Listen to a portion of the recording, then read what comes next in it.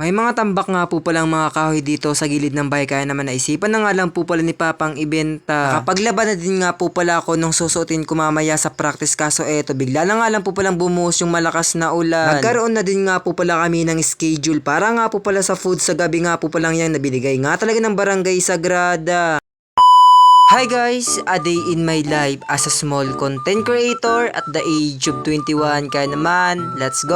Umaga pa nga lang pala ito, sinasampay ko na din nga po pala yung mga nilabhan ni Mama dito nga po pala sa may harap ng bahay. Syempre, dahil napakain na din nga po pala sa mga oras na yan, dahil mag-alas 9 na din nga po pala ng umaga. Kakagising ko nga lang po pala, pero bago nga po pala ako pumasok sa CR para maghilamos ito, sinampay ko muna nga po pala yung mga nilabhan ni Mama dahil sayang nga talaga ng init. Bago kasi nga po pala pumasok si Mama sa kanyang trabaho, eto'y binili nga po pala niya sa akin na isampay ko nga po pala yung mga pinag-dryer niyang mga damit. At yung sabi ko nga pinag-dryer nga din nga po pala to ni Mama, kaya naman ilang oras nga po pala to, agad nga din nga po pala tong matutuyo. Yung mga decolor na nga lang po pala yung inilabas or binilad ko, dahil eto naman nga po pala mga puti saktong sakto, nakahanger naman nga po pala dito sa may terrace. Kaya naman kaunting hangin nga lang po pala at singaw nitong bubong, agad nga din nga po pala tong matutuyo for today's video. Eto naman nga po palang si Papa at yung pamangkin ko, busy nga po pala dito sa may kusina, kakaugas nga po pala ng mga napulot ni Papang bunga ng pili. Binabad nga lang po pala to ni Papa ng ilang araw para naman kahit papaano hindi nga po pala matigas sa pagbabala. Syempre dahil naugasan na din nga po pala ng ilang beses, kaya naman eto'y saktong sakto, napakainit naman nga po pala ng panahon, kaya naman agad nga din nga po pala tong matutuyo. Magtatanghali na din nga po pala sa mga oras na yan, kaya naman naisipan na din nga po pala ni Papang magluto ng mga ulam nga po pala namin ngayong pananghalian. Bale yung ulam nga po palang lulutuin ni Papa sa mga oras na yan, abay yung isda nga po palang binilad sa araw or yung mas kilala nga po pala sa tawag na tuyo. Tapos na din nga po pala ni Papang hiwain yung sibuyas at bawang, kaya naman isinunod na din nga po palang hiwain yung 10 nga po palang piraso ng kamatis. At habang kumukuha nga po pala ako ng video, eto pinakita pa din nga po pala ni Papa yung kanyang lulutuin or gigisahin nga po palang tuyo. Marami din nga po palang tambak na kahoy or panggatong dito nga po pala sa may gilid ng bahay, kaya naman naisipan na nga lang po pala ni Papang ibenta. At habang kumukuha nga po pala ako dyan ng video, eto naman nga po palang pamangkin ko, abay napahay na din nga po pala sa aking mini vlog. Siguro sa mga panggatong or sa mga kahoy nga po pala ngayon, abay ibabagsak or ibibenta nga po pala yun ni Papa sa may bakery. Bale, eto nga po pala mga kaganapan kong ito nung nakarang araw pa, pero ngayon ko pa nga lang po pala na-edit or na-upload sa aking account. Medyo hindi kasi nga po pala ako agad-agad makapag-edit ng aking mini vlog at dahil nabibisi na nga talaga ang person. Alam niyo naman nga po pala dahil member din nga po pala ako ng Cluster Pro at dahil malapit na din nga po pala yung aming competition, kaya naman todo practice na din nga po pala kami. Lalong-lalo na rin nga po pala magkakaroon na din nga po pala kami ng whole day practice with my Cluster Pro, kaya naman 3 days naman nga po pala ako ulit bago makapag-upload ng aking ganap sa buhay. Syempre, balik na din nga po pala ako sa mga kaganapan ko sa araw na yan at eto ang person na palaban na din nga po pala ako nung susutin ko sa practice kinahapunan. Tapos ko na din nga po pala dyan kusutin sa may sabon, kaya naman binanlawan ko na din nga po pala ng 2 beses at sinampay ko na din nga po pala dito sa may gilid ng bahay. Kaunti nga lang po pala dyan yung nilabahan ko at yun nga lang po pala yung susutin ko or dadalhin ko sa kada practice. Kaso kinahapunan, bigla na nga lang po palang pumangit yung panahon at eto ibinagsak na din nga po pala yung malakas na ulan. Buti na nga lang po pala gumamit ako ng dryer, kaya naman kaunting hangin na nga lang po pala sa may electric fan, agad na din nga po pala yung matutuyo for today's video. Bago nga po pala ako ulit magpapatuloy sa aking pag-voice over, sa mga hindi pa nga pala dyan sa akin naka-follow, ano pa hinihintay nyo, i-follow nyo na rin nga po pala ako. Para naman kahit paano, lagi na rin nga po pala kayong update sa aking ina-upload na mini vlog. Aalasin ko na din nga po pala to ng hapon, kaya naman for the biyahe na din nga po pala ang person papunta sa may BCC kung saan nga po pala kami nagpa-practice. Kung saan pa naman nga po palang bago kong laban, eto nga po palang puti kong sapatos, abay umulan naman nga po pala. Nasira na kasi nga po pala yung isa kong sapatos, kaya naman eto na din nga po pala yung sinuot ko. Pagdating ko nga po pala dito sa may BCC, dumiretso na din nga po pala ako dito sa may covered court, kaso may nag-orientation pa din nga po pala sa mga oras na yan. 50 plus dancers nga po pala kami with my Cluster Pro, pero sa totoo lang tatatlo pa nga lang po pala kami ang nandiyan. Kaya naman habang naghihintay nga po pala kami matapos, eto nga po pala nag-orientation dito sa may covered court, eto ang person na pa-outfit check muna nga po pala ako for today's video. Bale yung color coding nga po pala sa practice namin sa hapon na yan, eto yung color blue nga po pala. Same call time pa din nga po pala kami sa kada practice namin simula alas 5 hanggang alas 8, minsan inaabot pa rin nga po pala kami ng alas 9. Dahil meron na din nga po palang isang barangay ang naka-schedule na magbibigay nga po pala sa amin ng foods with my Cluster Pro, kaya naman siguro aabutin na din nga po pala kami dito ng alas 10. Dumating na nga po pala dyan yung natuturo sa aming cluster, kaya naman pinagitna na din nga po pala kami para simulan na din din nga po pala namin practicein yung street dance at lalong lalo na yung exhibition. Tamang eto nga lang muna yung may insert ko sa aking mini vlog yung mga kaganapan nga namin for today's video. Yung sabi ko nga meron na din nga po pala isang barangay na ka-schedule sa pagbibigay nga po pala sa amin ng foods at eto nga po pala yung Barangay Sagrada. Yun lang.